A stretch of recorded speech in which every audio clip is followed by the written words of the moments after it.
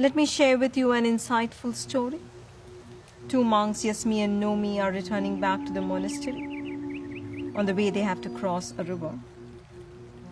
They hear a woman crying. She is unable to cross and she must hurry back home to her child.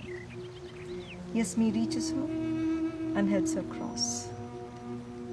After an hour, Nomi speaks up. Do you know what you have done there? Our master said not to look at a woman. You went and spoke to her. Our master said don't speak to a woman. You touched her. Master said do not touch a woman. You carried her. Yasmi replied, but I dropped her half an hour ago. It is you who's still carrying her. These two characters represent our two inner states.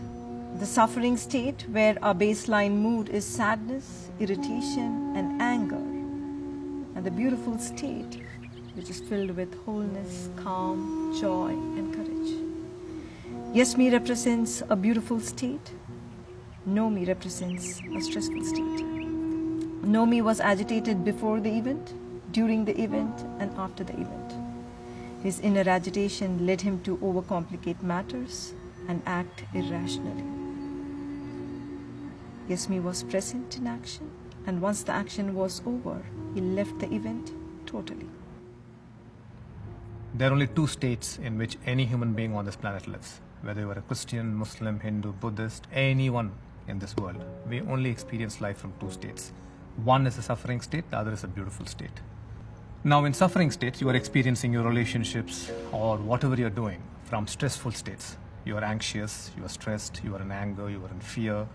So suffering states are clearly states that destroys your inner world and in turn affects your external world. What do we usually do when you get into stress? You indulge in stress and live in those stressful states for very long periods of time. Or you distract yourself. You distract yourself through entertainment and sometimes through addictions. And you experience a dopamine high. But once the dopamine subsides, you again get back into feeling meaningless or purposeless or lonely in life. The third set of people replace the inconvenient beliefs with more convenient ones. As we observe, the more you try to replace the old becomes much more stronger and more powerful.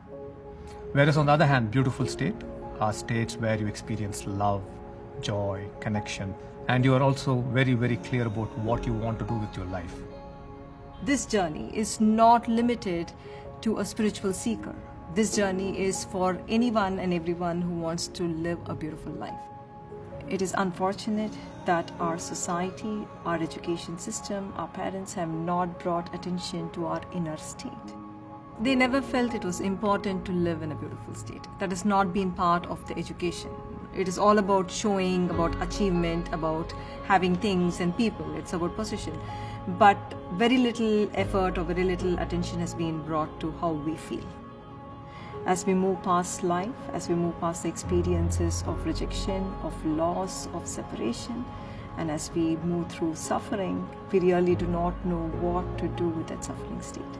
And we are committed to help individuals, to help organizations and societies and communities move from stressful state to a beautiful state, from separation to connection, and from division to experiencing being one.